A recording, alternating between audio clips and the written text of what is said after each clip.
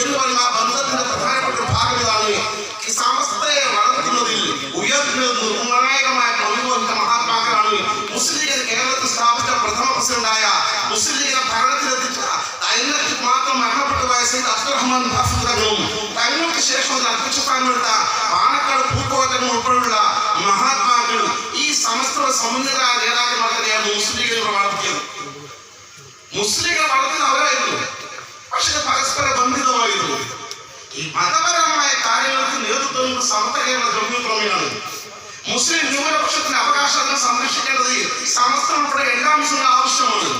അപ്പൊ അതിന് മുസ്ലിം ലീഗ് നേതൃത്വം കൊടുക്കുമ്പോൾ ഇപ്പോഴത്തെ അടിസ്ഥാനപരമായ മതപരമായ നേതൃത്വത്തിന്റെ ഒപ്പം പാറ പോലെ ഉറച്ചു നിന്നുകൊണ്ട് മാതൃക കാണിച്ചതായിരുന്നു ഈ കാലമത്രയുള്ള മുസ്ലിം ലീഗിന്റെ സമുന്നതരായ ആ പണ്ഡിതന്മാരും സാധാത്തുക്കളും നേതാക്കന്മാരും മുഴുവൻ. മാത്രമല്ല 1970 തുടർന്ന് തന്നെ ഡിസംബർ മാസത്തിലെ ഫറൂഖിൽ ചേർന്ന് പ്രതിസന്ധി ഘട്ടത്തിൽ സമസ്ത എതിർത്തപ്പോൾ രാജിവെച്ചപ്പോൾ MSന്റെ അഖിലേന്ത്യാ മുസ്ലിം എഡ്യൂക്കേഷണൽ കോൺഫറൻസ് നടന്നു.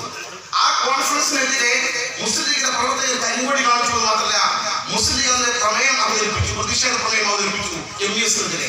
അതുകൊണ്ട് തീർന്നില്ല, 1972 മുസ്ലിം ലീഗ് സംസ്ഥാന കമ്മിറ്റി പ്രഖ്യാപിച്ചു MSന് സാമ്പത്തിക സഹായം ഒരാൾ നൽകരുത് പറഞ്ഞുകൊണ്ട് സമസ്തയുടെ കൂടെ കാര്യം പോലെ ഉറച്ചു നിന്നുള്ള നിലപാട് സംഘടനയായിരുന്നു ഇന്ത്യൻ യൂണിയൻ മുസ്ലിം ലീഗ്. ഇതാണ് ആ ബന്ധത്തിന്റെ പ്രധാനപ്പെട്ട ഭാഗം. നമ്മുടെ വലിയ ഭാഗം മുസ്ലിം ലീഗിലുണ്ട്, മുസ്ലിം ലീഗിന്റെ വലിയ ഭാഗം സമസ്തയിൽ നിങ്ങളുടെ ബന്ധങ്ങളൊക്കെയുണ്ട്.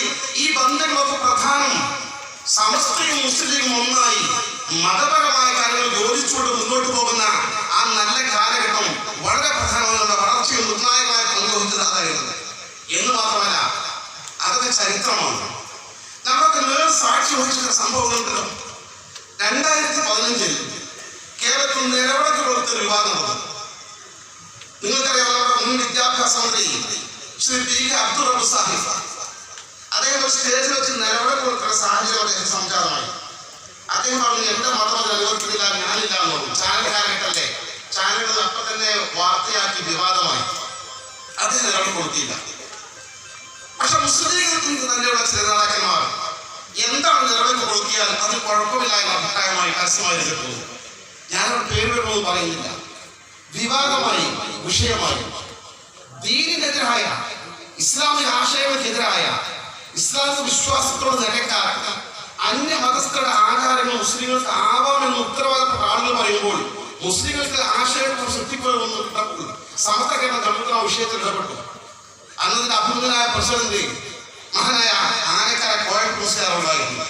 അതിന്റെ അഭിമുഖനായ ജനറൽ സെക്രട്ടറി അവരുണ്ടായിരുന്നു. രണ്ടുപേരും പ്രഥമഘട്ടത്തിൽ ഒരു പ്രസ്താവന പുറപ്പെടുവിച്ചു. അന്യമതസ്ഥരുടെ ആചാരമാണ് നിലവിളക്കുകൊടുത്തൽ എന്നതുകൊണ്ട് മുസ്ലിങ്ങൾക്ക് ചെയ്യാൻ പാടില്ലെന്ന് പറഞ്ഞു.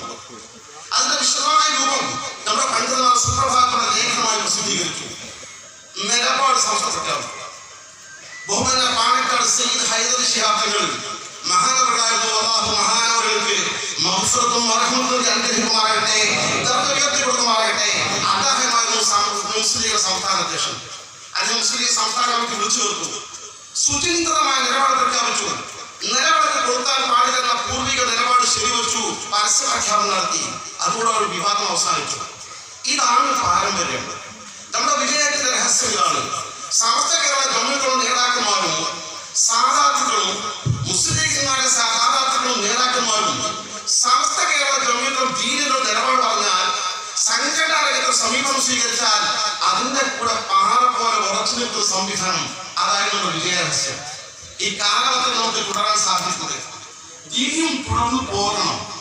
നമ്മൾ വലിയ, ഞാൻ സൂചിപ്പിച്ച ലോകത്തെ 46 മുസ്ലിം രാജ്യങ്ങളെ അപേക്ഷിച്ച് ഈ ഇന്ത്യയിലെ കൊച്ചു സംസ്ഥാനമാണ് ഇസ്ലാമിക മേഖലയിൽ കരുത്തുറ്റ മാറ്റവും വിപ്ലവം വരുത്തിക്കൊണ്ട് മുന്നേറിക്കൊണ്ടിരിക്കുന്നത്.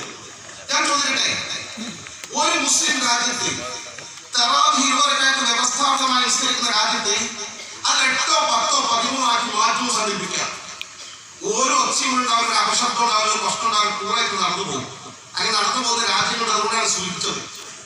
എന്നാൽ കേരളത്തിൽ ഇസ്ലാമിക ശരീഅത്തിന്റെ നിയമങ്ങളിൽ ഒരു ചെറിയ വ്യത്യാസം വരുത്താൻ മുജാഹിദായിരുന്നാലും ശരി, ജമാഅത്ത് ഇസ്ലാമിയായിരുന്നാലും ശരി, ആര് ശ്രമിച്ചാലും ആരും പുതിയ നിലപാടുമായി വന്നാലും അത് മുജാഹിദ് നേതൃത്വം കൊണ്ട് യഥാർത്ഥ ദീനിന്റെ മാർഗ്ഗം വെട്ടിത്തെളിയിച്ച് സുവ്യക്തമാക്കി കൊടുക്കുന്ന ഒരു പണ്ഡിത സഭ, ആ പണ്ഡിത സഭ അബൂബക്കർ സിദ്ദീഖ് റളിയല്ലാഹുവിന്റെയും നബി സല്ലല്ലാഹു അലൈഹി പ്രാർത്ഥനയ്ക്ക് വിധേയമായ ഹദറമൗത്തിന് സാമിയ സംഭാവന നൽകിയ ആ പണ്ഡിതന്മാരുടെ പണ്ഡിത നിലയും ഒരു പണ്ഡിത സംഘടനയും ഇവിടെ ഉണ്ട്. അവർ രംഗത്ത് വരും, തിരുത്തും. സത്യത്തിന് ആ പണ്ഡിതന്മാരില്ലായിരുന്നെങ്കിൽ, സമസ്ത ഇല്ലായിരുന്നെങ്കിൽ ഇന്നത്തെ മുജാഹിദ് ജമാഅത്ത് എന്നോ കുഫറിലേക്ക് എത്തുമായിരുന്നു. സമസ്ത ഇത്ര ശക്തമായി പ്രതിരോധിച്ചിട്ടും ചേകനൂർ മൗലവി ഇസ്ലാമിന്റെ പുറത്തേക്ക് പോയി. ആ പരമ്പര നിലവിലെ ഏറ്റവും അവസാനം ജാമ്യ ടീച്ചർ ഇസ്ലാമിന് പുറത്തേക്ക് പോയി. ആ ചേകനൂർ തൊട്ട് ജാമ്യ ടീച്ചർ വരെയുള്ള ആളുകൾ ആരാണ്? അവർക്ക് യഥാർത്ഥ മുജാഹിദ് പ്രസ്ഥാനത്തിന്റെ, സലഫി പ്രസ്ഥാനത്തിന്റെ, ഇസ്ലാഹി പ്രസ്ഥാനത്തിന്റെ സ്ഥാപനങ്ങൾ പഠിക്കുകയും പ്രചരിപ്പിക്കുകയും അധ്യാപകരായി സേവനം ചെയ്ത ആളുകളായിരുന്നു. എന്ന് മാത്രമല്ല, വർത്തമാന കാലത്ത് മുജാഹിദ് കുറച്ച് കഷ്ടങ്ങൾ ഓരോ ഗ്രൂപ്പുകളുണ്ടാവും. ഒരു ഗ്രൂപ്പ് കൃത്യമായി സ്വഹീഹുൽ ബുഖാരി ഹദീസുകൾ പോലും നിരാകരിച്ചുകൊണ്ട് കുഫറിന്റെ മാർഗത്തിലേക്ക് മക്കത്തെത്തി നിൽക്കുന്ന ഒരു വിഭാഗം. അപകടകരമായ സമസ്തയുടെ ഇല്ലായിരുന്നെങ്കിൽ എന്തായിരുന്നു കേരളീയ മുസ്ലിം സമൂഹത്തിൽ സംഭവിക്കുക? ആലോചിച്ച് നോക്കിയാൽ മതി. അതുകൊണ്ട് തന്നെ സമസ്ത കേരള ജമ്മിയെ ദുർബലപ്പെടുത്തുന്നത്, സമസ്ത കേരള ജമ്മിയെ അസ്ഥിരപ്പെടുത്താൻ ശ്രമിക്കുന്നത് ഇന്ത്യൻ മുസ്ലിങ്ങളെ സംബന്ധിച്ചിടത്തോളം എന്നല്ല, ലോക മുസ്ലിം സമൂഹത്തെ സംബന്ധിച്ചിടത്തോളം ഏറ്റവും മാരകമായ വിപത്തായിരിക്കുമെന്ന് സാന്ദർഭികം നമുക്ക് മനസ്സിലാക്കുന്നത്.